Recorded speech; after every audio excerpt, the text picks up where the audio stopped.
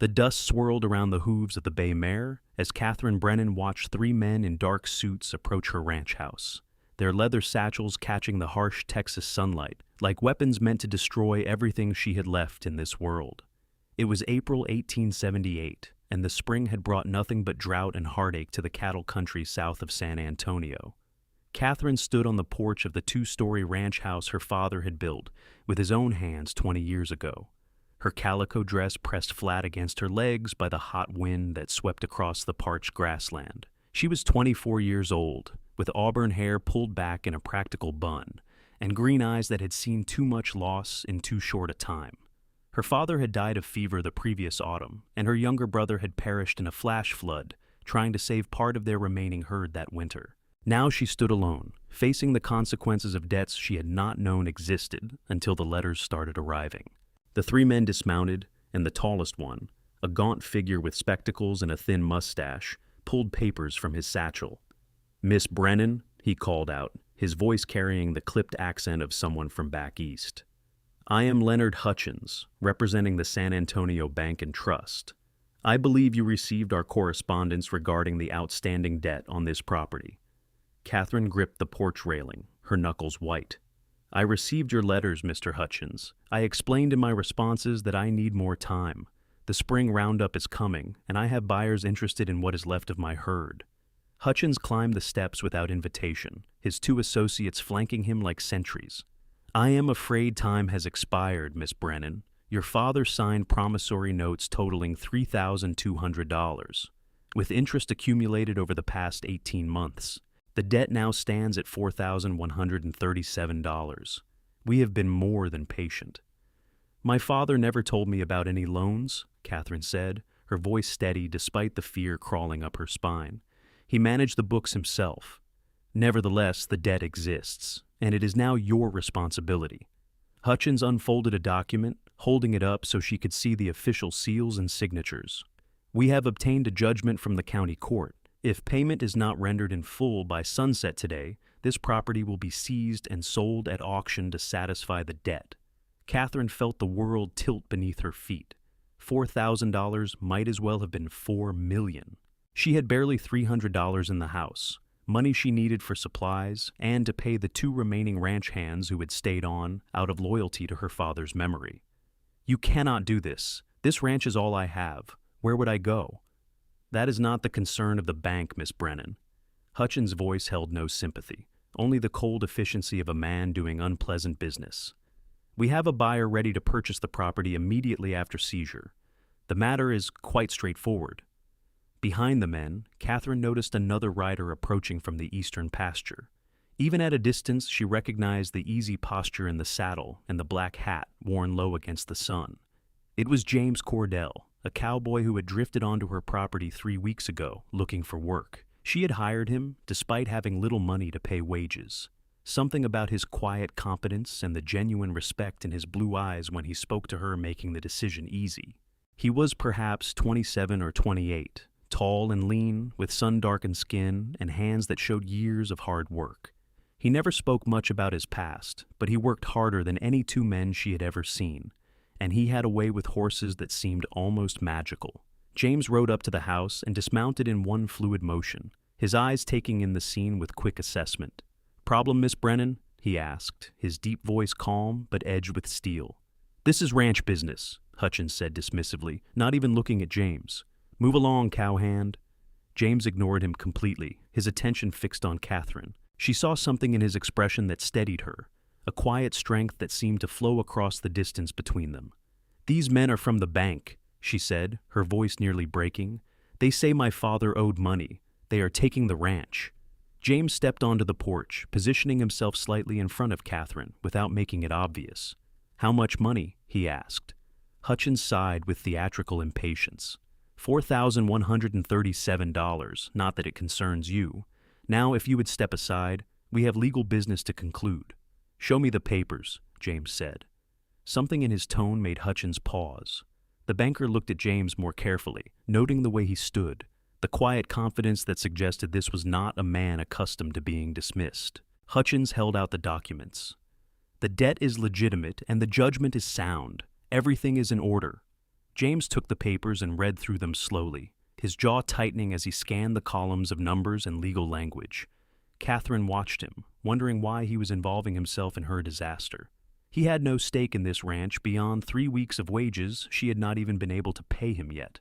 "This interest rate is criminal," James said finally. 22% compounded monthly. You people are vultures." "The rate was agreed upon and is legal under Texas law," Hutchins replied. "Now, I must insist that you return those documents and allow us to proceed." James folded the papers carefully and looked at Catherine. What she saw in his eyes made her breath catch. It was not pity or even sympathy. It was something deeper, something that spoke of understanding and determination, and perhaps something else she was afraid to name. "Miss Brennan, would you trust me to handle this matter?" he asked. "I do not understand," Catherine whispered.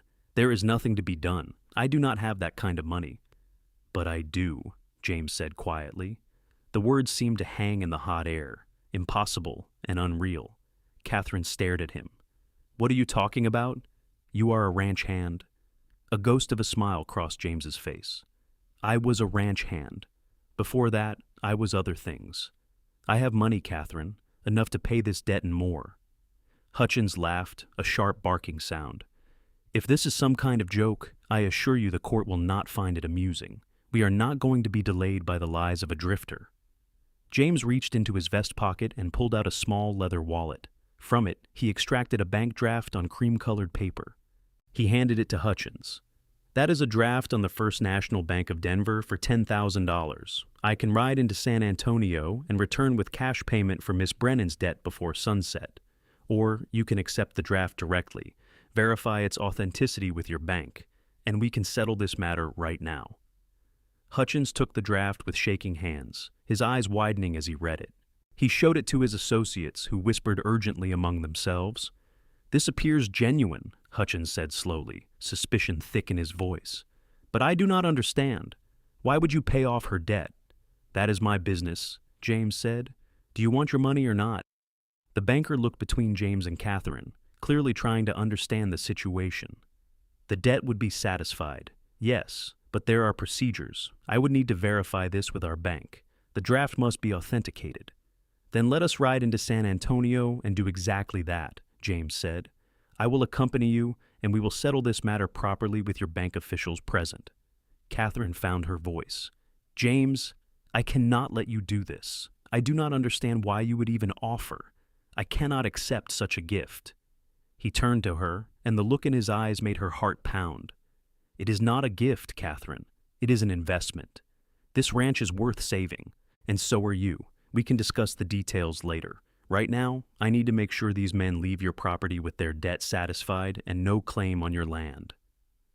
"But $4,000, she said helplessly. "I could never repay you."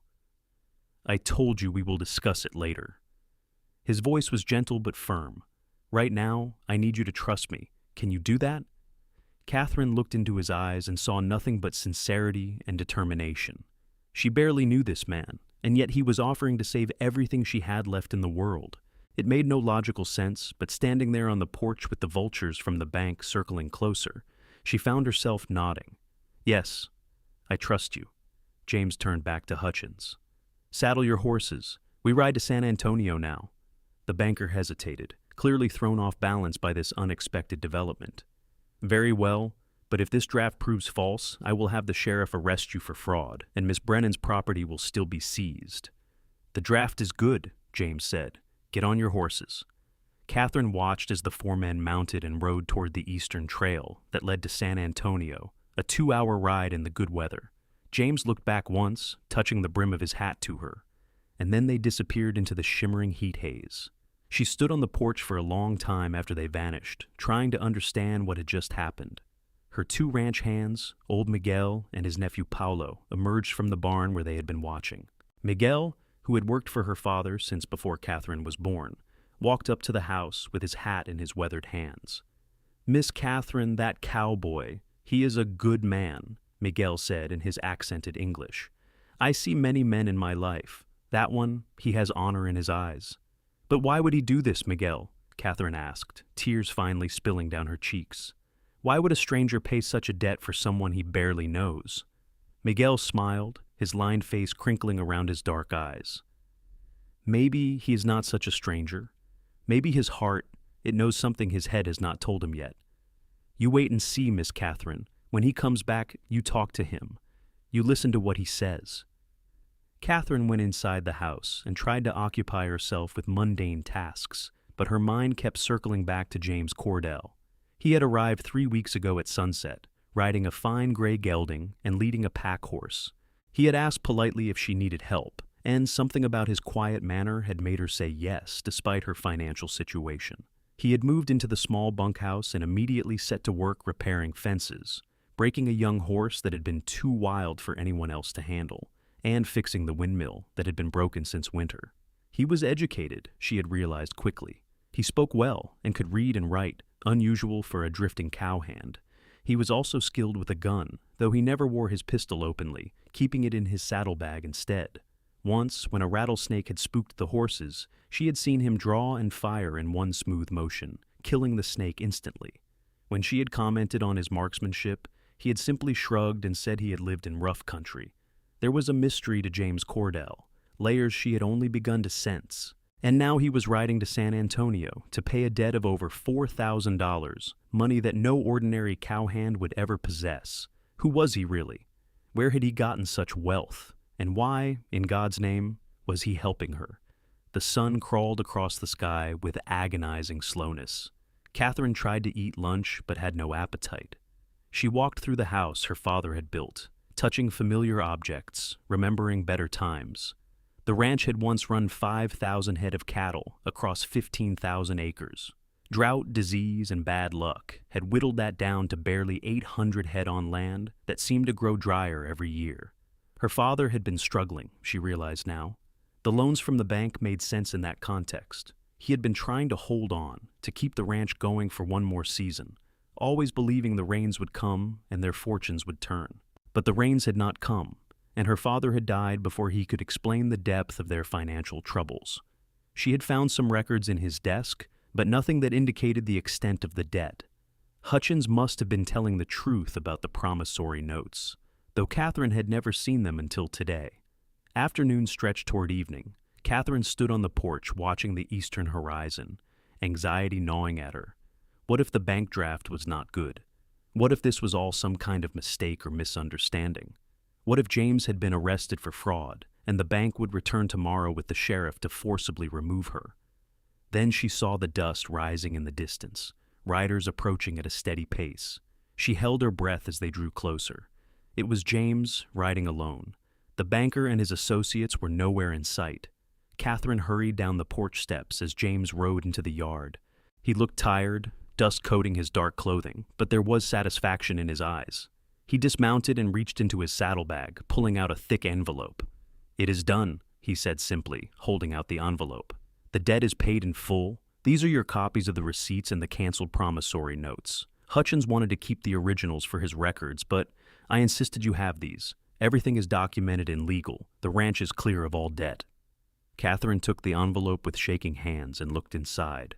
There were receipts stamped and signed by bank officials, and copies of her father's promissory notes marked "paid in full" in bold red ink. They accepted your draft? After they verified it with their Denver correspondent by telegraph. Took 2 hours of waiting, but they confirmed the funds were good. I paid the full amount plus their document fees.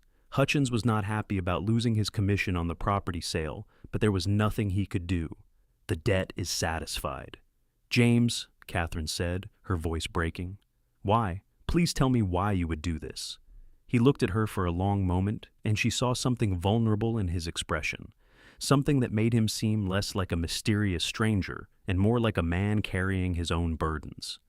"Can we sit down?" he asked. "I owe you an explanation, and it is not a short story." They sat on the porch steps, the evening shadows stretching across the yard. Miguel and Paulo had discreetly disappeared, giving them privacy. James took off his hat and ran a hand through his dark hair. "My name is James Cordell, and that much is true," he began. "I was born in Missouri, on a farm outside Independence. My father was a farmer who did not make much money, but who taught me the value of hard work and honest dealing. When I was 17, both my parents died of cholera within a week of each other. I sold the farm and headed west with about $300 and a lot of anger at the world. He paused, his eyes distant. I worked cattle drives, hired on at ranches, learned everything I could about horses and livestock and surviving in hard country. I was good at it. I saved my money and eventually had enough to buy into a partnership on a freight company running goods between Denver and the mining camps in the mountains. That was in '72. The business did well, very well. Within 3 years, I had made more money than I had ever imagined possible. Catherine listened, beginning to understand. You were a businessman. I was a businessman who hated business, James said with a wry smile. I was good at making money, but I missed the work I had done before. I missed being on horseback, working with cattle, feeling like I was doing something real instead of shuffling papers and negotiating contracts. Last year, I sold my share of the freight company to my partners for a substantial sum. I put most of it in banks in Denver and San Francisco, kept some in drafts I could carry, and started drifting. I wanted to figure out what I actually wanted to do with my life. And you ended up here, Catherine said. I ended up here, James agreed. I have been working my way south through Texas, hiring on at ranches for a few weeks at a time, moving on when I felt restless. Then I rode onto your property 3 weeks ago and asked if you needed help. He turned to look at her directly, and the intensity in his blue eyes made her breath catch. Catherine, you looked at me like I was a person worth knowing, not a drifter to be suspicious of. You offered me fair wages you could not afford to pay. You worked alongside me fixing fences and tending horses, never asking me to do anything you would not do yourself. And every day I stayed here, I realized I did not want to leave. I do not understand, Catherine whispered, though her heart was pounding with something that felt dangerously like hope. I think you do, James said softly. I have been drawn to you from the first day. Your strength, your determination, the way you keep going despite everything you have lost. When those men showed up today to take your ranch, I could not stand by and let it happen. This place, this land, you have fought too hard to lose it to bankers who do not care about anything except their ledgers. Catherine felt tears streaming down her face. But $4,000, James. That is an enormous sum. I do not know how I could ever repay you. I told you, it is not a gift, it is an investment. He reached out and gently wiped a tear from her cheek, his touch sending shivers through her. I want to help you build this ranch back to what it was. I want to stay here and work this land with you, if you will have me. If I will have you? Catherine could barely believe what she was hearing. You just saved everything I have in the world. Of course I will have you as a partner in the ranch. But James, that still does not seem like a fair arrangement for you. I am not talking about just being a business partner, James said, his voice rough with emotion. Catherine, I am saying this badly, and I know it is too soon, but I need you to understand. I am falling in love with you. Maybe I have been since the first time I saw you standing in the barn with hay in your hair and dirt on your hands, looking more beautiful than any woman I have ever known. When I paid that debt today, I was not just saving your ranch. I was trying to protect the future I want to have, with you, if you will let me. Catherine stared at him, her heart hammering so hard she thought it might burst from her chest. You are right that it is too soon, she said, and saw his face fall. She quickly continued, but I would be lying if I said I did not feel something for you too. These past 3 weeks, I have found myself looking for you, listening for your voice, feeling better just knowing you were nearby. I thought I was imagining it, or being foolish because I was so alone and you were the first man who had been kind to me in a long time. You were not imagining it, James said. Catherine, I know this is fast, and I know we barely know each other in some ways, but I also feel like I have known you much longer than 3 weeks, like I was looking for you before I even knew you existed. She reached out and took his hand, feeling the calluses and strength in his fingers. Then, we should take time to know each other properly. You said you want to stay and help me build up the ranch. Do that. Work beside me. Let us see if what we feel now grows into something lasting. That is all I'm asking for, James said. A chance. Time to prove that this is real. They sat together on the porch steps as the sun sank toward the horizon, painting the sky in shades of orange and crimson. Catherine felt something she had not felt in months. Hope. The future that had seemed so bleak just that morning now held possibilities she had not dared to imagine. Over the following weeks, life on the ranch settled into new rhythms. James proved to be as good as his word, working from dawn to dusk alongside Catherine and the two ranch hands. With the debt paid and the threat of foreclosure removed, Catherine could focus on actually running the ranch instead of simply trying to survive. James had ideas drawn from his years of experience, and together they began implementing improvements. They repaired the irrigation system that fed water from the creek to the pastures, ensuring the cattle would have enough to drink even in the drought. They rode out to check the herd, identifying the strongest animals for breeding and the ones ready for market. James had contacts from his freight business days, men who bought cattle for the Kansas railheads, and he wrote letters arranging better prices than Catherine had been able to negotiate alone. But beyond the work, Catherine found herself drawn to James in ways that both thrilled and frightened her. She noticed the way he smiled when he saw her in the morning, the gentle way he treated the animals, the respect he showed to Miguel and Paulo. She saw his intelligence in the plans he drew up for expanding the ranch operations, and his patience when explaining his reasoning. He never made decisions without consulting her, always treating her as an equal partner, despite the fact that his money had saved the ranch. They talked for hours in the evenings, sitting on the porch after the day's work was done. James told her stories about his travels, about the mining camps in Colorado, and the tough characters he had dealt with in the freight business. Catherine shared memories of her father and brother, the happy times before loss had come to the ranch. They discussed books they had read, plans for the future, opinions on everything from politics to the best way to gentle a skittish horse. And slowly, carefully, they grew closer. A touch of hands when passing a tool, a shared smile across the dinner table, the awareness of each other that made the air seem charged with electricity. Catherine found herself thinking about James constantly, wondering what he was doing when they were not together, feeling her pulse quicken when she heard his voice. One evening in early May, about 6 weeks after James had paid the debt, they rode out together to check on a section of fence that bordered the northern pasture. The sunset was spectacular, turning the whole sky the color of fire. They worked together, replacing broken posts, falling into the easy rhythm of shared labor they had developed. As they finished, James stood looking out across the land, his profile sharp against the orange sky. "This is good country," he said.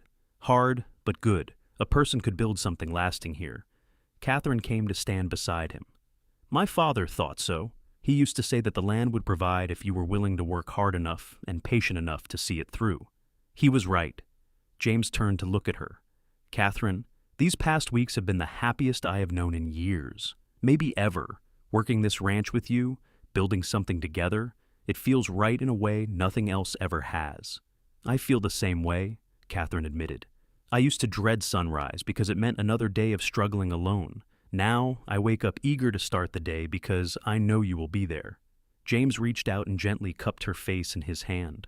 "I meant what I said before. I am in love with you, more now than even that first day. Because now I know you. I know your strength and your kindness and your determination. I know the way you laugh at Paulo's terrible jokes, and the way you always check on the horses before you go to bed. I know you, Catherine, and I love everything I know." Catherine felt tears welling up. But they were good tears, joyful tears. "I love you too, James. I think I have for weeks now, but I was afraid to say it. Afraid it was too fast or too soon, or that I was letting my gratitude confuse my feelings." "And now?" James asked, his thumb gently stroking her cheek. "Now I know the difference. I am grateful for what you did, but that is not why I love you. I love you because you are good and kind and honest. Because you treat me like an equal.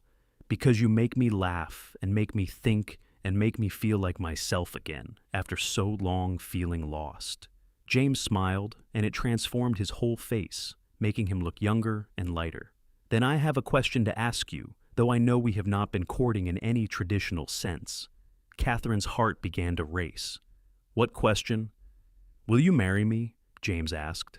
"I know it is fast, and I know people will talk, but I do not care about any of that. I want to spend my life with you, Catherine. I want to build this ranch into something magnificent, raise horses and cattle, maybe raise children if we are blessed that way. I want to grow old with you. Say yes." Catherine laughed through her tears. "Yes, yes, James. I will marry you. I want all of those things too." He pulled her into his arms and kissed her, gentle at first and then deeper, full of promise and passion and the joy of two people who had found each other against all odds. When they finally pulled apart, both were breathing hard, and Catherine felt dizzy with happiness. "We should tell Miguel and Paulo," she said, laughing. "Miguel has been predicting this since the day you paid the debt. He will be insufferably smug about being right." They rode back to the ranch house hand in hand, their horses ambling side by side through the gathering darkness. When they announced their engagement, Miguel did indeed look smug, while Paulo grinned and clapped James on the back hard enough to make him stagger. "We have no priest in town right now," Miguel said. "Father Benedict, he only comes once a month, but he will be here in 2 weeks. You can marry then, yes?" 2 weeks sounds perfect," Catherine said, looking at James for confirmation. He nodded, his eyes never leaving her face. Those 2 weeks passed in a blur of preparation and joy. Catherine had no family left to invite to the wedding, but James sent telegrams to his former business partners in Denver, though he said he doubted they would make the journey on such short notice. The small ranch became a hub of activity as Miguel's wife Rosa arrived to help Catherine prepare, bringing fabric for a new dress and wisdom about planning a wedding on short notice. Catherine and James worked the ranch during the days, but the evenings took on a different quality, charged with anticipation. They talked about their future plans in more concrete detail now. James wanted to increase the herd size gradually, buying quality breeding stock rather than trying to expand too quickly. Catherine shared her dream of breeding horses, using the natural sense James had for horsemanship to develop a program that would make their ranch known throughout Texas. "We could call it the Double C Ranch," James suggested one evening as they sat on the porch. "For Catherine and Cordell." "Or for Catherine and Cordell Cowboys," Catherine teased, "in case anyone forgets what we do here." James laughed, the sound rich and warm. "I like the way you think. Double C Ranch it is." The day of the wedding arrived with clear blue skies and temperatures that were hot, but not unbearable. Father Benedict, a cheerful round-faced man in his 50s, arrived at noon and immediately set about preparing for the ceremony. The wedding would be held in the ranch house parlor, with Miguel, Rosa, Paulo, and a few neighbors from surrounding ranches as witnesses. Catherine dressed in her new gown, a simple but elegant creation of cream-colored cotton, with delicate lace at the collar and cuffs. Rosa helped her arrange her hair, piling the auburn curls on top of her head and weaving in wildflowers that Paulo had gathered that morning. Looking at herself in the mirror, Catherine barely recognized the woman staring back. She looked happy. She looked loved. When she descended the stairs and saw James waiting in the parlor, her breath caught. He wore a new black suit that emphasized his lean build, his dark hair neatly combed, his blue eyes bright with emotion as he watched her approach. He looked handsome and solid and real, this man who had appeared in her life like an answer to a prayer she had not known she was making. Father Benedict performed the ceremony with warmth and sincerity, speaking about the sanctity of marriage and the importance of building a life on foundations of love, respect, and faith. When it came time for the vows, James took both of Catherine's hands in his and spoke in a voice that carried to everyone in the room. "I, James Cordell, take you, Catherine Brennan, to be my lawfully wedded wife. I promise to love you, honor you, and stand beside you in good times and in hard times. I promise to work with you to build a life and a home that we can be proud of. I promise to be faithful and true for all the days of my life." Catherine repeated her own vows, her voice steady and clear. "I, Catherine Brennan, take you, James Cordell, to be my lawfully wedded husband. I promise to love you, honor you, and stand beside you in good times and in hard times. I promise to be your partner in all things, to trust you and support you. I promise to be faithful and true for all the days of my life." Father Benedict blessed them and pronounced them husband and wife. "You may kiss your bride," he said with a smile. James pulled Catherine close and kissed her thoroughly, to the applause and cheers of their small audience. When they broke apart, both were grinning like children. The celebration that followed was simple but joyful. Rosa had prepared a feast of roasted beef, fresh bread, vegetables from her garden, and a cake sweetened with precious sugar. The neighbors had brought wine, and Miguel proposed a toast to the bride and groom. "To James and Catherine," he said, raising his glass, "may your love be as strong as the land, and may your life together be filled with joy and many little cowboys and cowgirls." Everyone laughed and drank, and the party continued into the evening. When the guests finally departed and the house grew quiet, James took Catherine's hand and led her upstairs to the bedroom they would now share. He closed the door behind them and pulled her into his arms, kissing her with a passion that had been held in check during their courtship. Catherine responded eagerly, her hands exploring the solid warmth of his shoulders and back. They helped each other undress, learning the landscape of each other's bodies with gentle hands and whispered words. Making love with James felt both exciting and deeply right, as if Catherine had been waiting her whole life for this connection, this intimacy. Afterward, they lay tangled together in the sheets, the window open to let in the cool night breeze. "Happy?" James murmured, pressing a kiss to her temple. "Happier than I knew I could be," Catherine replied, snuggling closer. "I keep thinking about how close I came to losing everything. If you had not arrived when you did, if you had not been willing to help me, I would be homeless now, with nothing but memories." "You would have found a way," James said firmly. "You are strong, Catherine. You would have survived somehow. But I am grateful every day that I did arrive when I did, because it led me to you." "Do you ever wonder what your life would have been like if you had not sold your business and started drifting?" Catherine asked. "Sometimes," James admitted. "But I do not regret it. I was making money, but I was not happy. I was not living the life I wanted. If I had stayed in Denver, I never would have found you, never would have discovered what I really wanted. This life, with you, building this ranch together, this is what I was looking for. I just did not know it until I found it." They talked long into the night, making plans and sharing dreams, occasionally stopping to kiss or simply hold each other.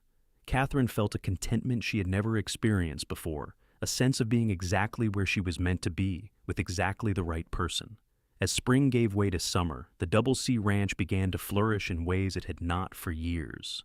The cattle thrived on improved pastures, and the breeding program James and Catherine had designed started to show promise. They purchased a fine young stallion from a rancher in San Angelo and 3 quality mares, beginning the horse breeding operation Catherine had dreamed of. Life settled into satisfying routines. Catherine and James worked as a seamless team, anticipating each other's needs and complementing each other's strengths. James handled much of the business side of the ranch, using his experience and contacts to negotiate favorable deals for their cattle and supplies. Catherine focused on the day-to-day operations, managing the ranch hands and overseeing the health and welfare of the animals. But it was not all work. They took time for each other, riding out to explore distant corners of the property, having picnics by the creek, sitting together on the porch in the evenings to watch the sun set. James proved to have a playful side that emerged when they were alone, teasing Catherine and making her laugh in ways she had not done since before her father died.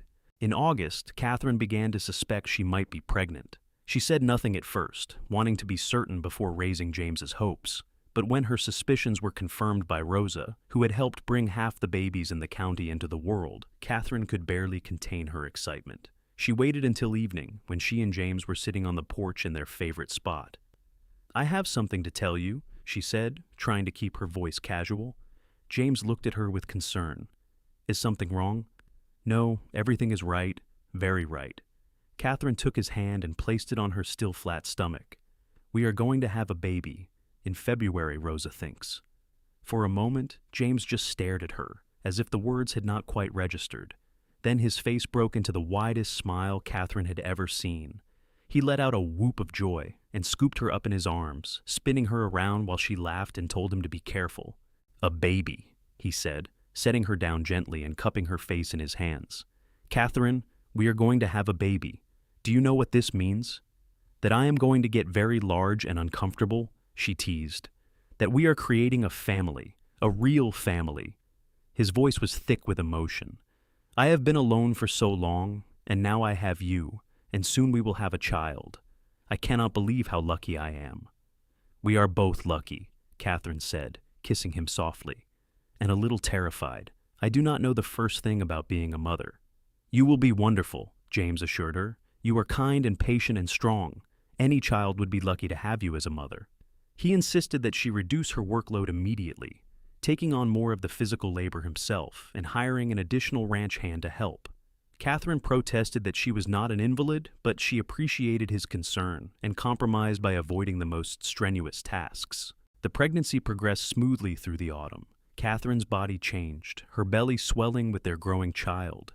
James seemed fascinated by every development, talking to her stomach and feeling for the baby's kicks. He built a cradle in the barn during the evenings, working the wood with patient hands until it was smooth and beautiful.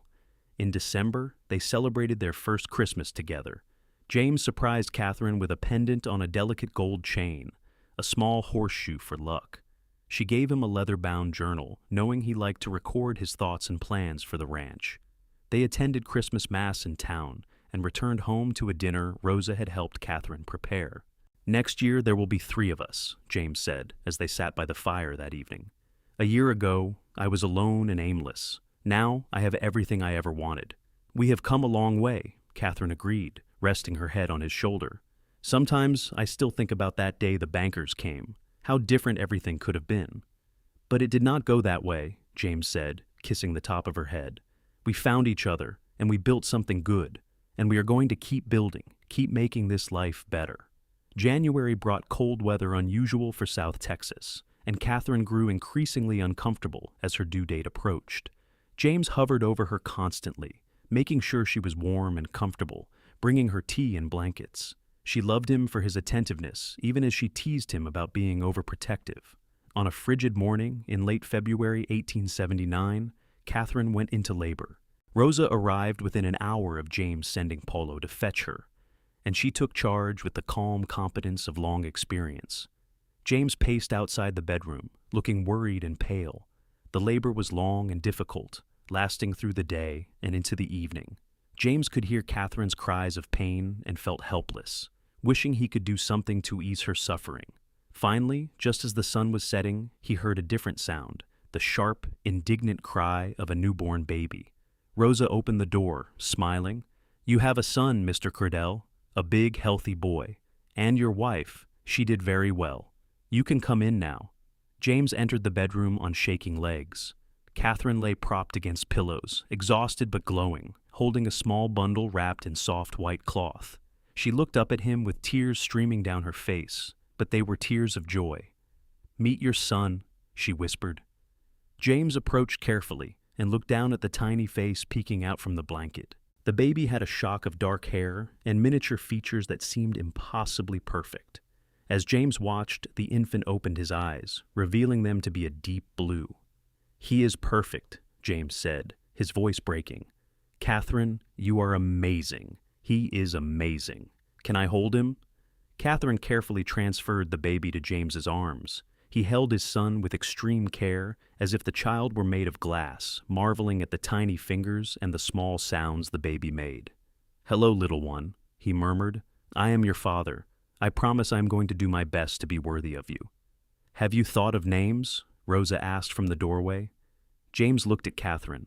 They had discussed names during the pregnancy, but had not settled on anything definite. "I would like to name him Thomas, after my father," James said, "if that is all right with you." "Thomas Cordell," Catherine said, trying it out. "It sounds strong, I like it, but his middle name should be Michael, after my father." "Thomas Michael Cordell," James agreed. "Welcome to the world, Thomas. Welcome to the Double C Ranch." The days after Thomas's birth were a blur of sleeplessness and adjustment. The baby needed frequent feeding, and Catherine was recovering from the ordeal of childbirth. James did everything he could to help, changing the baby's cloth diapers, walking him around the room when he cried at night, bringing Catherine food and drink while she nursed. Despite the exhaustion, James had never been happier. Watching Catherine with their son, seeing the tender way she held and fed Thomas, filled him with an overwhelming love. His family had grown from 1 to 3 in less than a year, and every moment felt like a gift.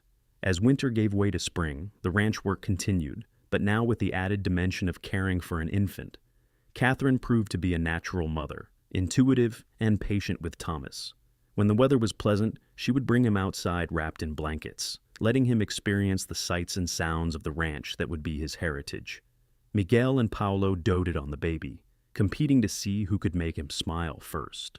Rosa brought gifts of hand-knit clothing and offered advice on every aspect of childcare. The ranch, which had once felt lonely and embattled, now felt like a real home filled with life and love. By the time Thomas was 6 months old, he was a chubby, happy baby who laughed at his father's antics and reached for his mother whenever she was near.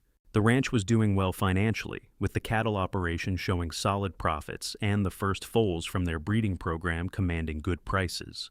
James and Catherine had proved to be excellent partners in business as well as in life, their different strengths combining to make the ranch thrive.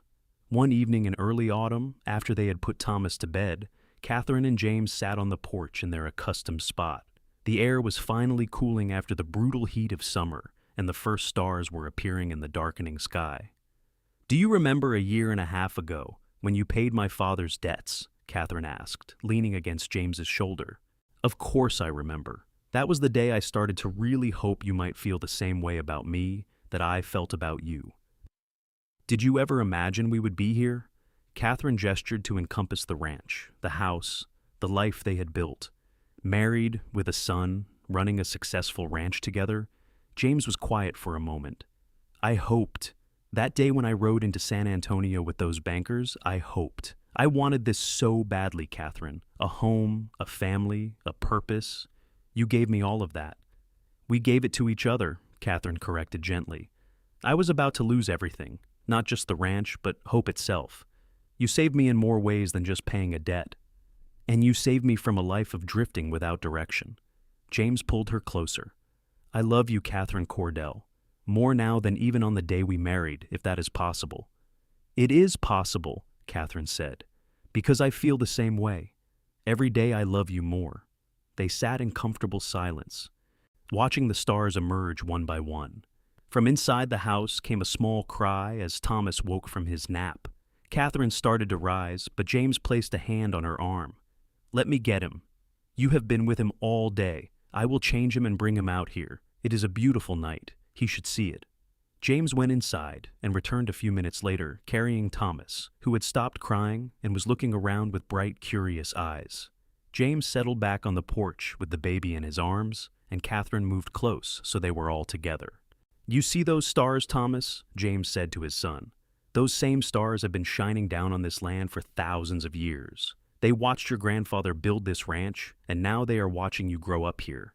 Someday, this will all be yours, the land, the cattle, the horses. But more important than any of that, you will have what your mother and I have built together: love, respect, partnership. That is the real legacy we are leaving you." Thomas made a happy gurgling sound and grabbed his father's finger with surprising strength.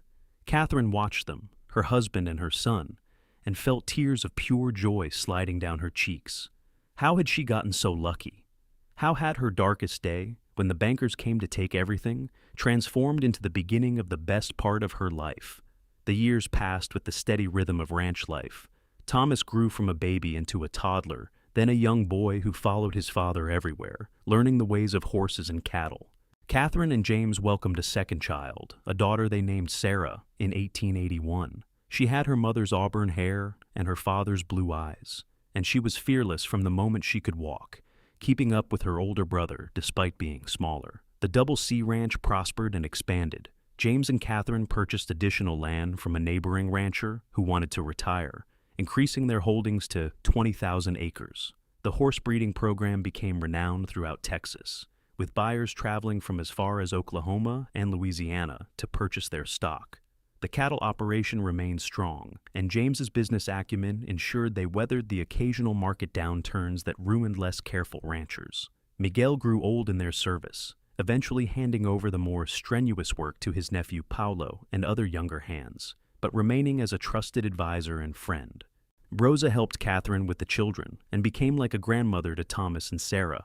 The ranch employed a dozen workers at its peak, all treated fairly and paid well, making the Double C a desirable place to work. In 1885, when Thomas was 6 and Sarah was 4, tragedy struck the region in the form of a severe drought, worse than any in living memory. Ranches throughout South Texas struggled as water sources dried up and cattle died by the thousands. The Double C was hit hard, losing nearly a quarter of their herd before James made the difficult decision to drive the remaining cattle north to greener pastures, a grueling journey that took 3 weeks. Catherine stayed behind to manage the ranch and care for the children, enduring her own hardships as the wells ran low and every drop of water became precious. When James finally returned with news that the cattle had been successfully relocated and sold, she collapsed into his arms with relief. "We survived," she said. "Barely, but we survived." "We will always survive," James assured her. "We are too stubborn to do anything else." The drought finally broke the following spring, with rains so heavy they caused flooding, another crisis to navigate. But James and Catherine faced it together, as they faced everything, with determination and teamwork. They rebuilt the herd slowly and carefully, learning lessons from the drought about water management and diversification. In 1888, Miguel passed away peacefully in his sleep at the age of 78. The funeral was attended by dozens of people from throughout the region, a testament to how respected he had been. Catherine and James both spoke at the service, sharing memories of his wisdom, his kindness, and his unwavering support.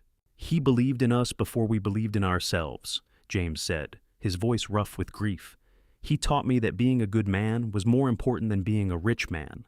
I will miss him every day." The loss hit Catherine particularly hard, as Miguel had been one of her last connections to her father and her childhood. James held her through her grief, just as she had held him through his own sorrows over the years. Their bond had been forged in both joy and hardship, making it unbreakable. As the 1880s gave way to the 1890s, Thomas became a young man, tall and strong like his father, with his mother's determination and sense of fairness. Sarah grew into a spirited young woman who could ride and rope as well as any cowhand, much to her mother's pride and occasional worry. A third child, a son named William, had been born in 1887, adding to the family's joy. The Double C Ranch was now one of the most successful operations in South Texas. James and Catherine had built something lasting and valuable, just as they had dreamed on that porch so many years ago. But more than the material success, they had created a family bound by love and respect, children who understood the value of hard work and integrity. One evening in the spring of 1895, James and Catherine sat on the porch as they had done countless times over the 17 years of their marriage. Thomas was out checking the northern fence line, Sarah was inside putting William to bed, and the ranch was quiet under a spectacular sunset. "Do you ever think about that day?" Catherine asked. "The day the bankers came?" "Sometimes," James admitted. "It seems like another lifetime. We were different people then." "Younger," Catherine said with a laugh, "and more afraid. I was terrified that day. I thought my life was ending. Instead, it was beginning," James said. "Or maybe both. The life you knew was ending, but our life together was starting." Catherine reached over and took his hand, their fingers intertwining with the automatic ease of long familiarity. "I never properly thanked you, you know, for what you did, for paying those debts and tearing up those papers. You have thanked me every day for 17 years, James said softly. "Every time you smile at me across the dinner table, every time you take my hand, every time I watch you with our children. You have given me a life I never dared dream of, Catherine. If anyone owes thanks, it is me." "Then we are even," Catherine said. "Partners in all things, as we promised." "Partners in all things," James agreed. They sat in comfortable silence as the sun dipped below the horizon and the first stars appeared. From inside the house came the sound of Sarah's laughter and William's young voice asking for a story. The ranch stretched around them in all directions, the land they had fought for and built upon, the legacy they would pass to their children. Catherine thought back to that terrified young woman, standing on the porch watching 3 men in dark suits approach with papers that could destroy her life. She thought about the mysterious cowboy who had ridden in from nowhere with enough money to save her and enough courage to offer his help. She thought about all the years since, the hard times and the joyful times, the children born and the friends lost, the daily work and the quiet evenings. "I would not change a single thing," she said aloud. "Not even the hard parts?" James asked. "Especially not the hard parts," Catherine replied. "They made us who we are. They taught us what matters. And they showed us that together we can weather any storm." James lifted her hand to his lips and kissed it gently. "Here is to weathering many more storms together, and to the calm days in between." "To all of it," Catherine agreed. "Every moment, hard or easy, as long as we face them together." The years continued to roll forward with their inevitable momentum. Thomas married a rancher's daughter from the next county in 1898, a strong-minded young woman named Elizabeth, who reminded James of Catherine at that age. They built a house on the northern section of the Double C land and began raising their own family, working the ranch alongside Thomas's parents. Sarah proved harder to domesticate, turning down several suitors before finally falling in love with a young attorney from San Antonio who had come to the ranch on business.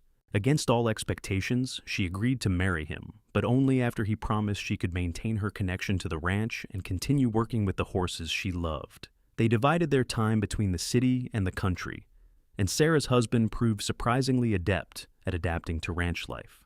William, the youngest, showed an aptitude for the business side of ranching that reminded everyone of his father. He took over more of the paperwork and negotiations as he grew older, freeing James and Catherine to focus on the aspects of ranch life they most enjoyed. In 1902, Catherine and James celebrated their 24th wedding anniversary with a party that brought together friends and family from all over Texas. The ranch house, which James had expanded over the years to accommodate their growing family, was filled with laughter and music. Thomas and Elizabeth's 3 children ran through the rooms playing with William, who at 15 was still young enough to join in their games. Sarah and her husband danced in the parlor, and neighbors who had known Catherine since childhood raised glasses to toast the couple's enduring love. Standing in the middle of the celebration, Catherine looked around at all the people who had become part of their lives, at the home that had been saved and transformed, at the family that had grown from 2 people taking a chance on love. She found James's eyes across the room, and he smiled at her with the same warmth and devotion she had seen in his expression on their wedding day. Later that night, after the guests had departed and the house was quiet, they returned to their favorite spot on the porch. It had become a tradition over the years, this quiet time together at the end of the day, a chance to reconnect and remember what mattered most. 24 years, Catherine said, shaking her head in wonder. Where did the time go? Into building this, James gestured at the ranch spread out before them in the moonlight. Into raising our children. Into living a life I am proud of. Do you ever regret it? Catherine asked. Giving up your business in Denver, spending your fortune on a struggling ranch and a desperate woman? James laughed. Catherine, I did not spend my fortune. I invested it in the best opportunity I ever found. Look at what we built together. The ranch alone is worth 10 times what I paid in debts. But beyond that, I gained everything that truly matters. Love, family, purpose, a home. I would make the same choice 1,000 times over. I fell in love with you so quickly, Catherine said. Sometimes I worried it was too fast, that we had rushed into something without truly knowing each other, but we grew together instead of apart. Every year, I discover something new to love about you. I knew from that first day, James said, when I saw you in the barn trying to calm that spooked horse, talking to it so gently even though you were exhausted and probably scared about your situation.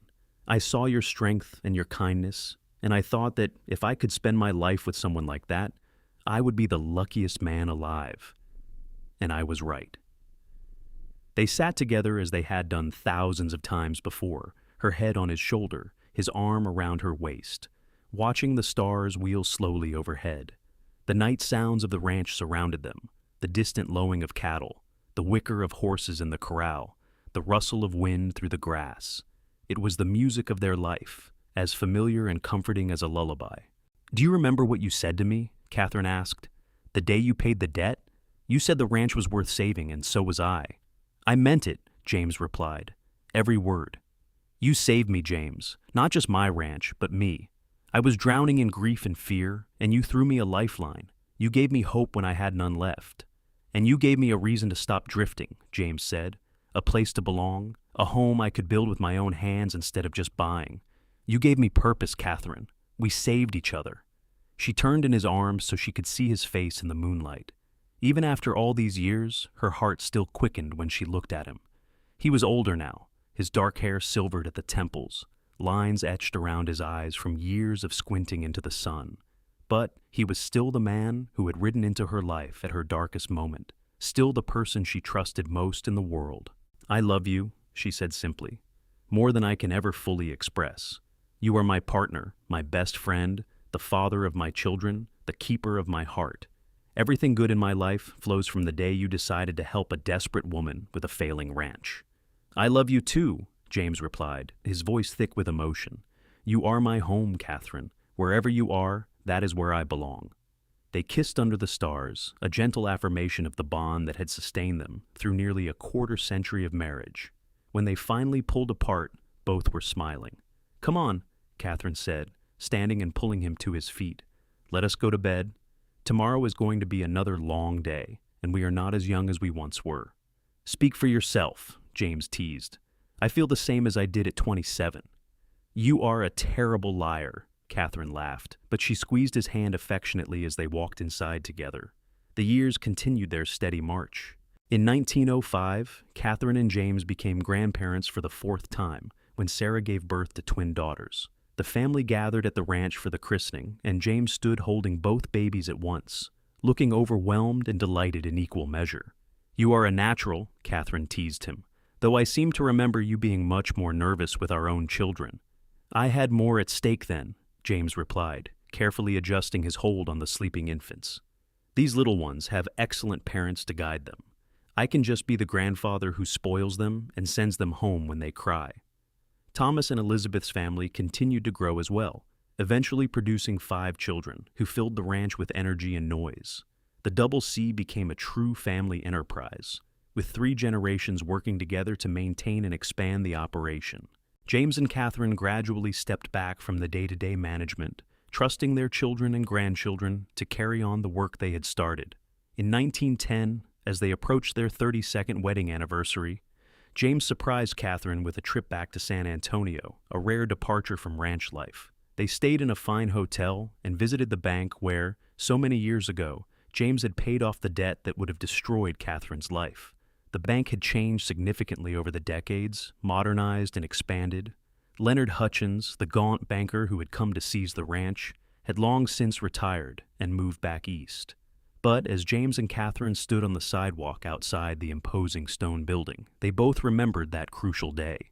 "I was so scared riding in here with Hutchins," James said, "afraid the draft would not clear, afraid something would go wrong and I would not be able to help you." "I was terrified back at the ranch," Catherine admitted, certain that I was about to lose everything. "I kept thinking about where I would go, what I would do. I felt so alone." "You have never been alone since," James said, taking her hand, "and you never will be as long as I am alive." "Let us not talk about not being alive," Catherine said with mock severity. "We have many more years ahead of us, James Cordell, many more sunsets to watch and grandchildren to spoil." They had dinner at a fine restaurant, a luxury they rarely indulged in, and spent the evening talking about their hopes for the future. Both were in their late 50s now, old enough to feel the weight of years, but still healthy and active. They talked about eventually building a smaller house closer to the main ranch operations, leaving the big house for Thomas and Elizabeth's growing family. They discussed their grandchildren's futures and the challenges facing ranching in the new century, but mostly they reminisced about their own journey together. The remarkable path that had led from that desperate day in 1878 to this comfortable evening in 1910. So much had changed, and yet the essential truth remained constant. They loved each other. They had built something lasting together, and they had no regrets. The return to the ranch felt like coming home in the deepest sense. As their wagon crested the final hill and the Double C spread out before them, both James and Catherine felt the same surge of pride and satisfaction they always experienced at this view. The ranch house, expanded and improved over the decades, but still recognizable as the structure Catherine's father had built. The barns and corrals, meticulously maintained and frequently updated, the pastures dotted with healthy cattle and horses, the windmills turning lazily in the breeze, pulling precious water from deep underground. "We did this," Catherine said softly. "You and I together. We took something that was dying and made it thrive." "Your father started it," James reminded her. "We just had the privilege of continuing his work and building on his foundation." "He would be proud," Catherine said, her eyes bright with unshed tears. "Of the ranch, of our children, of everything we have accomplished. I wish he could have met you, James. I think you would have liked each other." "I wish I could have known him too," James agreed. "Any man who raised a daughter like you must have been remarkable." They drove down the hill toward home, where family waited and the work of the ranch continued in its eternal cycle. That evening, the entire extended family gathered for dinner, a chaotic and joyful affair with children running between the tables and multiple conversations happening simultaneously. James sat at the head of the long table he had built himself decades ago, Catherine at his right hand as always. He looked around at the faces of his children and grandchildren, at the abundance of food, at the comfortable home they all shared, and felt a profound gratitude wash over him. After dinner, when the younger children had been put to bed and the adults were relaxing in the parlor, Thomas raised his glass. "I want to propose a toast," he said, waiting until he had everyone's attention. "To my parents, James and Catherine Cordell. You built this ranch and this family through hard work, determination, and above all, love. You taught us what it means to be partners in life, to face challenges together, and to never give up on what matters. Thank you for everything you have given us. Thank you for the example you set every day, and thank you for creating a home where all of us feel loved and valued." "Here, here," Sarah added, raising her own glass. "To the best parents anyone could ask for." Everyone drank to the toast, and Catherine had to wipe tears from her eyes. James squeezed her hand under the table, his own throat too tight for words. This was what they had built. Not just a successful ranch, though they had certainly achieved that, but a family bound by love and respect, children who had grown into good people, grandchildren who were being raised with the same values. This was their true legacy, more valuable than any amount of money or property. Later that night, in their private sanctuary on the porch, Catherine and James reflected on the evening. "Did you ever imagine this?" Catherine asked. "That day you paid my father's debts. Did you imagine it would lead to all of this?" "I imagined being with you," James said honestly. "I imagined building a life together. But I could not have imagined how rich that life would be, how much joy these years would hold. I hoped, Catherine, but the reality exceeded my hopes." "Mine too," she agreed. "I thought I was getting a business partner, and maybe, if I was lucky, a husband who would treat me kindly. I got so much more. I got my soulmate, James, the other half of my heart." They sat in silence for a while, the kind of comfortable silence that only comes from decades of shared life. Finally, James spoke again. "I need to tell you something. I have been thinking about it for a while, and I want you to know." Catherine turned to look at him, hearing the seriousness in his tone. "What is it?" "That day I paid your debt," James said slowly. "I told you it was an investment, that we would work it out later. Do you remember?" "Of course I remember. We have worked it out over and over, James. The ranch is as much yours as it was ever mine, more so considering all you have put into it." "That is just it," James said. "I never wanted repayment. From that very first day I knew I was not making a loan. I was giving you a gift because I was already falling in love with you, and I could not stand to see you lose everything. But I could not say that then. It was too soon, too presumptuous. So I called it an investment and told you we would work out the details later." Catherine stared at him, processing this information. "Are you saying the $4,000 was a gift? That you never expected anything in return?" "Not the ranch, not money, nothing material," James confirmed. "I only hoped you might give me a chance to prove myself, to show you that my feelings were genuine. Everything else, the partnership, the marriage, the family we built, that was beyond what I dared to hope for." "James Cordell," Catherine said, her voice wavering between laughter and tears. "Do you mean to tell me that for 32 years I have thought we were partners in a business arrangement that started with a debt, when in fact you were just a man who fell in love and decided to save the woman he loved?"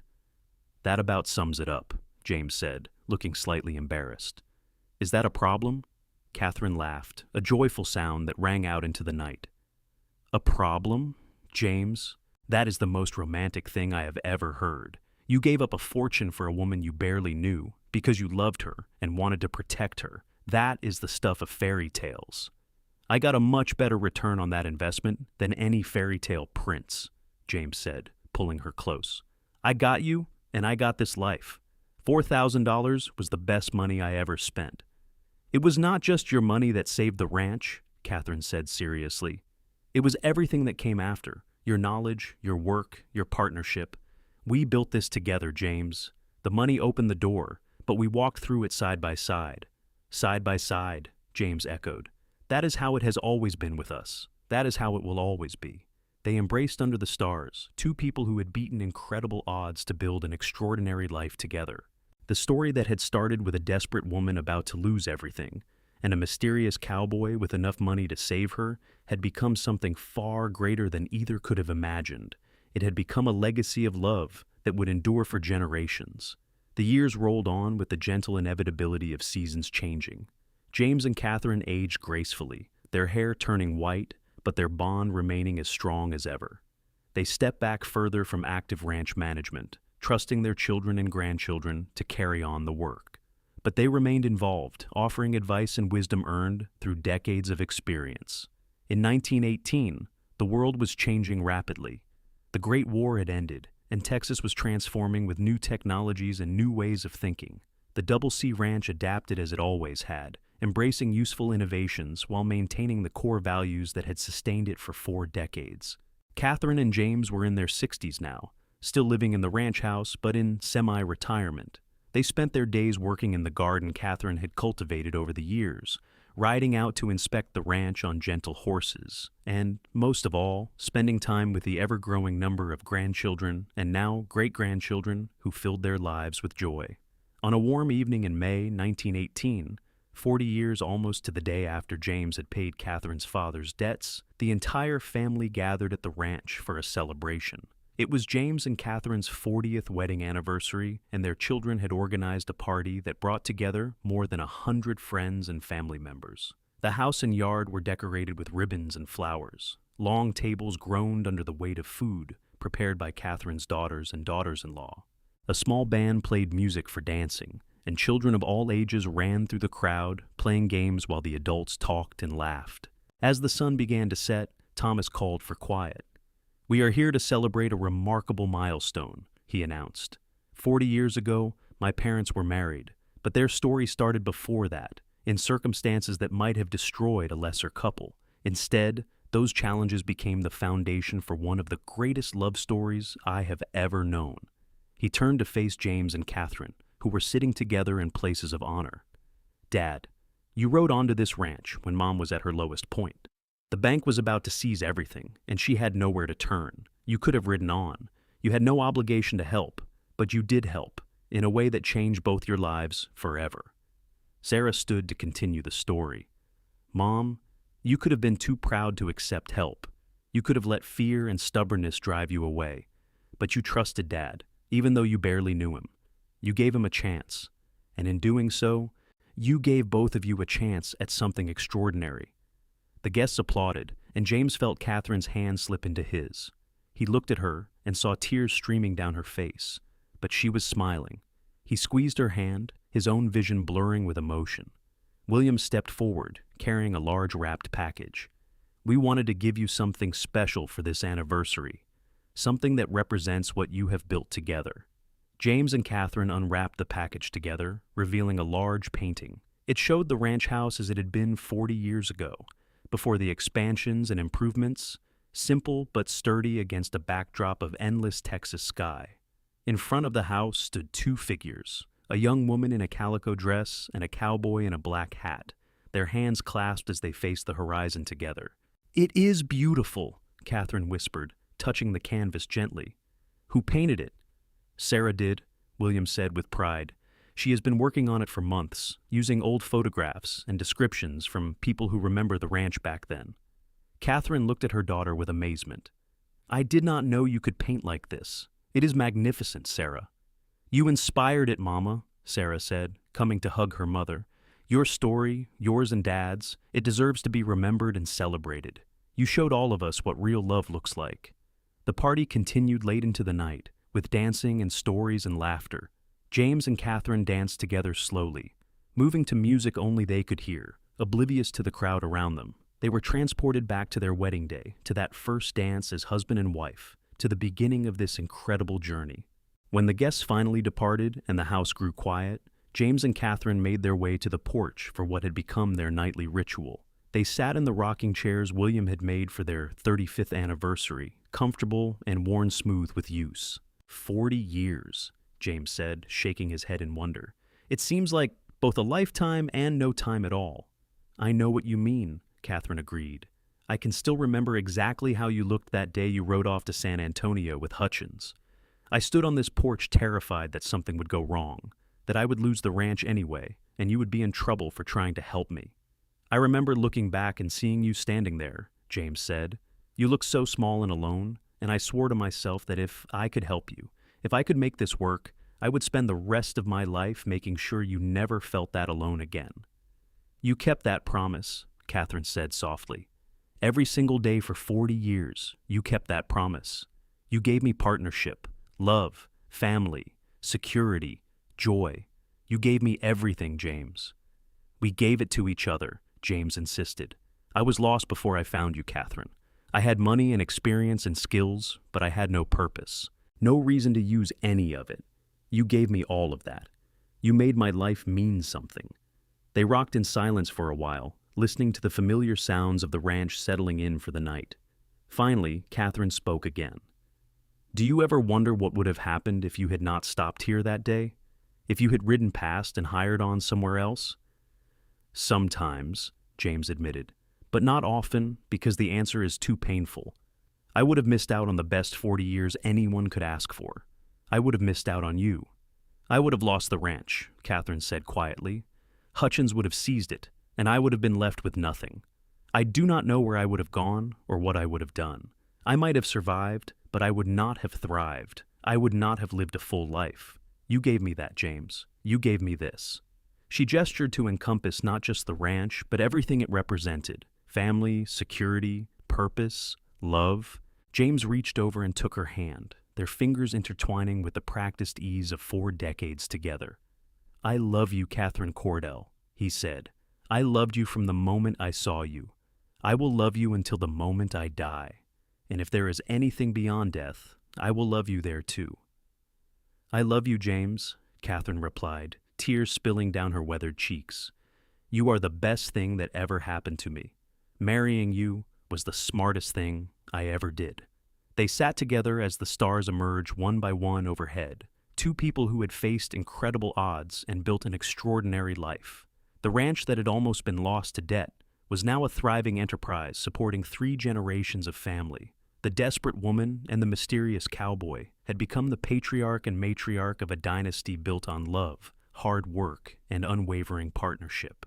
As the night deepened and the air cooled, James and Catherine finally rose from their rocking chairs and went inside together. They climbed the stairs to their bedroom, still holding hands as they had for 40 years.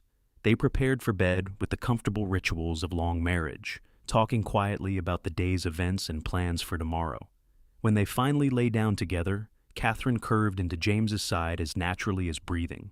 He wrapped his arm around her, and they fit together as perfectly as they had since their wedding night. Thank you, Catherine whispered into the darkness. For what? James asked. For everything. For paying those debts, for tearing up those papers, for staying, for loving me, for building this life with me, for every single day of the past 40 years. Thank you for letting me, James replied, for trusting me, for loving me back, for being my partner in everything. You made me whole, Catherine. You made me the man I always wanted to be. They drifted off to sleep in each other's arms, content and grateful for all they had shared and all that still lay ahead. The ranch around them settled into the quiet rhythms of night, cattle lowing softly in distant pastures, horses shifting in the barn, the wind rustling through the grass. The story that had begun with crisis and debt and uncertainty had become a legend of love and perseverance. James and Catherine Cordell had taken the worst day of her life and transformed it into the beginning of their greatest adventure. They had built not just a successful ranch, but a family legacy that would endure for generations. They had shown everyone around them what true partnership looked like, what it meant to face life's challenges together with courage and grace. And every night, they sat on that porch and watched the sunset together, grateful for the journey that had brought them to each other and for every moment they had been given to share. It was a love story for the ages, born in the wild Texas frontier and enduring through all the changes and challenges that life could bring. The cowboy who had paid every cent and torn up the papers had saved more than a ranch that day. He had saved the woman he loved, and in doing so, had found his own salvation. Together, they had created something beautiful and lasting, a testament to the power of love to transform lives and build futures from the ashes of despair. And as they slept peacefully in each other's arms after 40 years of marriage, the Double C Ranch stood strong around them, a monument to everything they had built together and a promise that their love would endure long after they were gone, carried forward by the children and grandchildren who bore witness to the incredible bond between James and Catherine Cordell.